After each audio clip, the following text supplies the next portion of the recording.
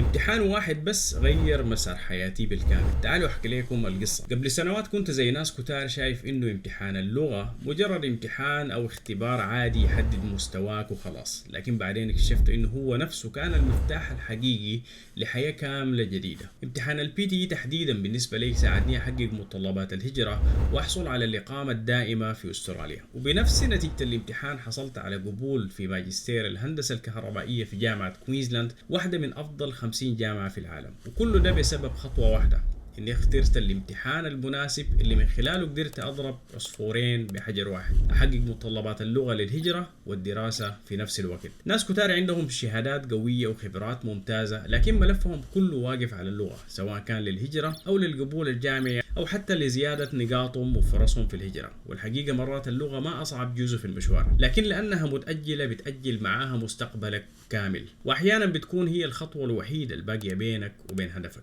عشان كده في مركزنا ساعدنا آلاف الطلاب المهاجرين يوصلوا للدرجات المطلوبة في امتحانات PTE وناتي CCL، ويبقوا أقرب لأهدافهم من أي وقت مضى. لو هدفك الهجرة والإقامة الدائمة أو الدراسة، اعمل الاختبار المجاني الموجود في أول تعليق، وحنساعدك تعرف خطواتك الجاية. كان معكم رضا القاضي، وسلام.